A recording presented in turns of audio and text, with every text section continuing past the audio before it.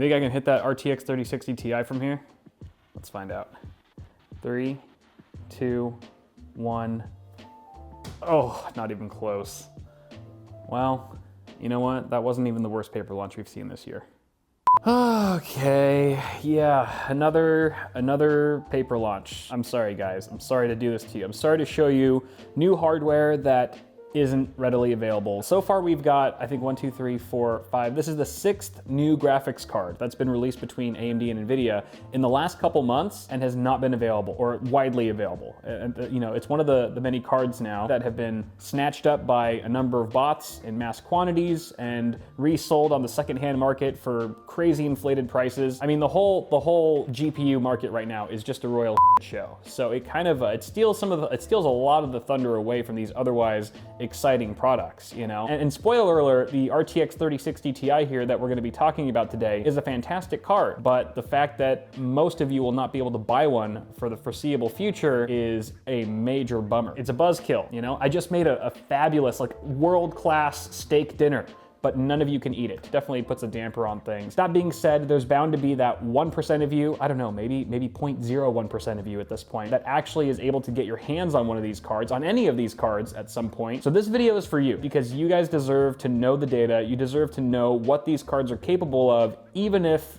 most people aren't able to get their hands on them. And for the rest of you, when these cards do become available, whenever that might be, you can always look back on this video and the reviews of many other creators so that you can make an informed purchasing decision when the time comes. For now, let us just talk about this card. This is of course the RTX 3060 Ti, as I mentioned, and as you can see, it looks almost exactly the same as the RTX 3070, except that it is silver instead of this kind of gunmetal grayish bronze, whatever color this is. I don't know. Have we decided on an actual color for it? I don't know, but there's a difference. Exactly the same body, same spec in terms of dimensions, which means it is a little bit shorter than the RTX 3080. Notably shorter than the 3080, should fit in a wide variety of cases. It is a 2-slot card, right on the money 2 slots, so pretty friendly for small form factor builds, I would think. It's got the same dual fan design, again, same as the 3070, with the fan on the right having the pass-through heat sink, so it's going to be exhausting air straight up out of the card. We've also got a lot of ventilation at the back, triple DisplayPort 1.4a, and a single HDMI 2.0b. There's the matte black heatsink that goes across the entire card, a 12-pin power connector. This has a TGP or thermal graphics power of 200 watts, which means it'll require about 200 watts from your power supply just for the card alone. We have a nice backplate that says 3060 Ti right there.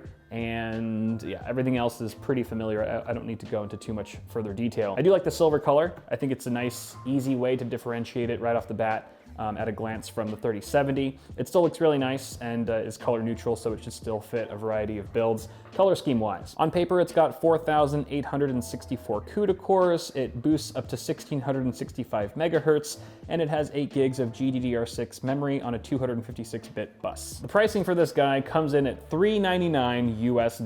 So let's stack these up here. We've got the 3060 Ti for $399, 3070 for $499. Then we have the Radeon RX 6800, I'm doing this in order of cheapest to most expensive, for $579. Then we have the Radeon RX 6800 XT at $650. And then finally the RTX 3080 at $699 USD. In the benchmark slides, I've also listed these cards on the y-axis in order of most expensive to least expensive. So you'll see the 3080 at the top and the 3060 Ti at the bottom. So just bear in mind as you're watching those slides that they're ranked by price, so you can easily see kind of where the performance should be, you know, ideally given the respective price tags. Let me give you a quick tour of the test bed that we're using for all 5 cards, using an AMD Ryzen 9 5950X 16-core 32-thread chip, being cooled by a PureLoop AIO 280mm model from Be Quiet. We've got 16 gigs of G.Skill Trident Z DDR4 at 3600 speed on top of an Aorus X570 master motherboard. We're booting off of an NVMe PCIe Gen 3 M.2 drive as well, and that's pretty much it. I ran the typical gamut of benchmarks in our usual suite, including a variety of tests from 3D Mark, as well as 6 different game titles, all AAA, maxed out settings across the board, both at 2560 by 1440 and 3840 by 2160. I know you can't buy any of this crap, but for what it's worth, here are the benchmarks.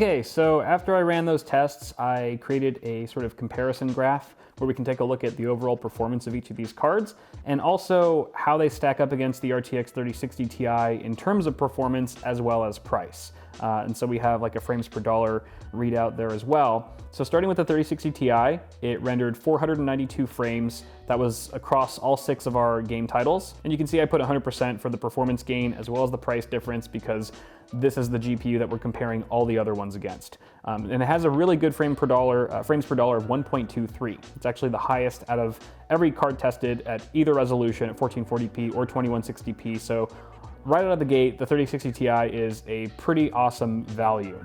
The RTX 3070 for $100 more rendered 551 frames, so it actually performed about 12% better on average than the 3060 Ti, but it cost 25% more, giving it a frames per dollar of 1.1, which isn't actually too far off from the 3060 Ti, and as we know, the 3070 is a tremendous value as well. In my testing, the RX 6800 performed about 9% better on average than the RTX 3060 Ti, but costs a whopping 45% more, so it got a pretty low frames per dollar in comparison of just 0.92.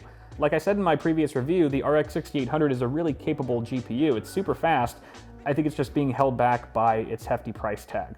The RX 6800 XT, however, outperforms the RTX 3060 Ti by a landslide, as you might expect, given the pricing, but it outperformed it by 24% and costs 63% more, giving us a frames per dollar of 0.94.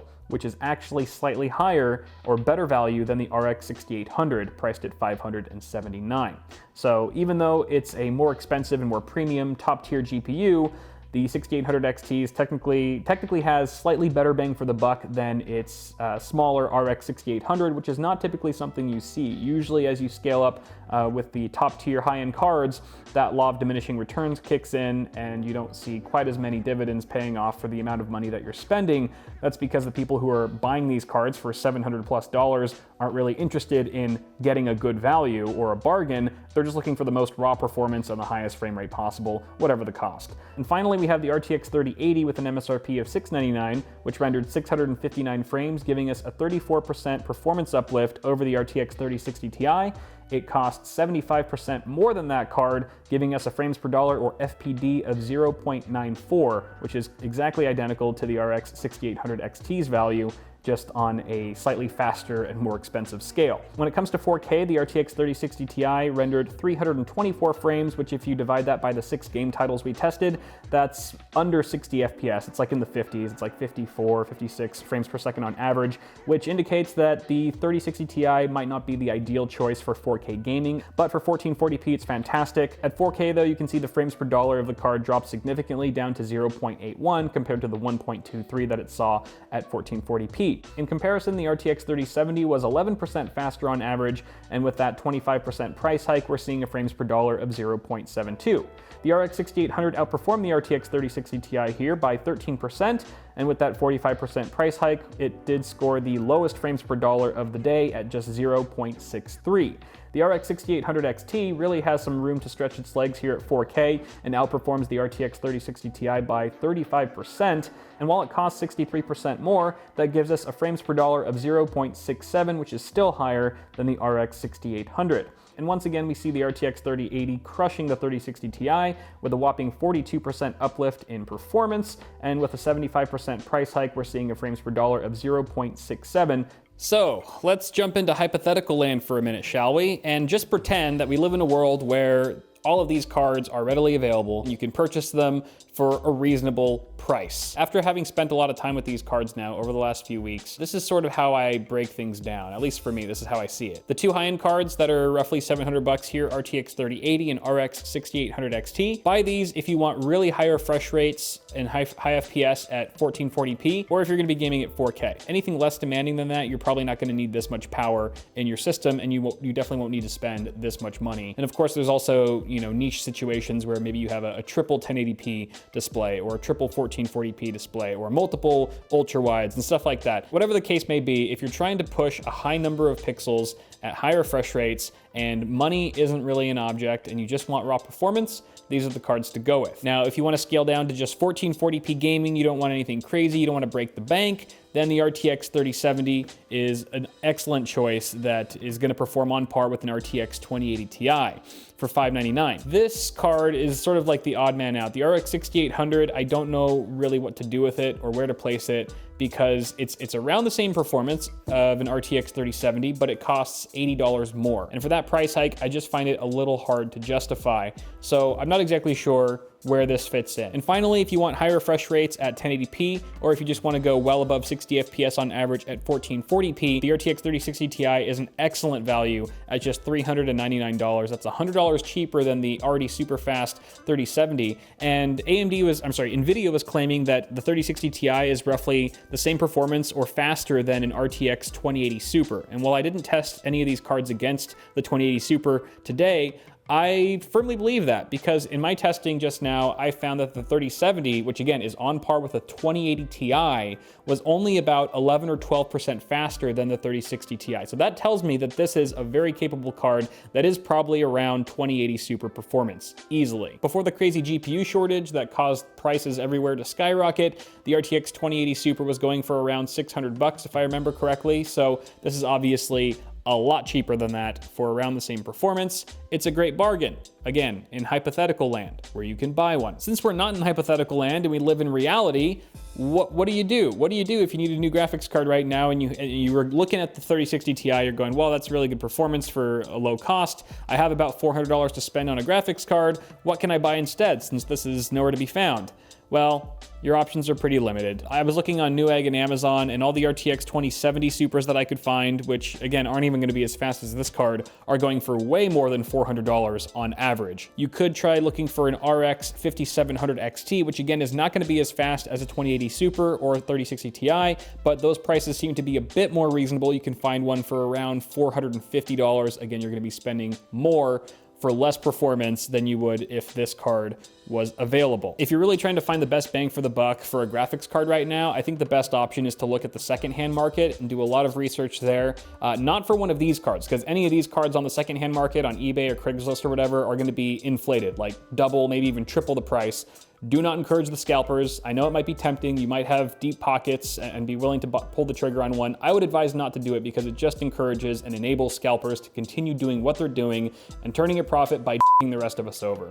So don't do it. Instead, look for something like an RTX 2080 Super or a 2070 Super. If you can find a reasonably priced option that's not a total ripoff, then go for it because who knows how much longer it's going to be before these babies come back in stock. It could be a long while, guys. I'm going to estimate months. Honestly, I think we're looking at tail end of Q1, maybe Q2 of 2021 until we see these cards become more widely available at prices that aren't absolutely ludicrous, which makes me very sad and a little frustrated. In the meantime, if you guys want to check out a PC parts list that doesn't include any of the new hardware that's impossible to find right now, you can check out the video I did recently for Black Friday. Some of the deals there were Black Friday specific, but the PC parts list itself is not. It's still super relevant and again, includes a bunch of parts that you can actually buy right now. To be honest though, guys, I'm getting pretty worn out from making all of these paper launch videos for products that you guys can't even buy. It's bumming me out and it's exhausting because they've all just been back to back on repeat and there's no hope in sight. It's not like stock is getting better, or it's not even like we're seeing more stock come in from some of the earlier GPUs that were launched, like the RTX 3080. I guess I'm also curious to know where you guys are at, where you guys stand in all this. With the holiday season, this is like shopping season. Everyone's buying new hardware, usually at this time of year. What are you guys actually doing? Are you holding on to the hardware that you have right now until all of that new stuff becomes available finally? Or are you planning to buy older hardware that's been out for a while now, but is still maybe an upgrade from what you're working with currently? Either way, let me know what your game plan is down below, what you think about all this, and maybe it'll help me, give me ideas for future content so that I'm not just shoving new, impossible to find GPUs in your face for the next 5 videos. But that's all for now, guys. Thank you for watching. Toss a like on it if you enjoyed not the product or these crappy launches that keep happening, but if you would like to support me and the channel and what we do here at Bitwit. It helps a lot. I appreciate it. Thanks for watching, and I'll see you guys in the next video.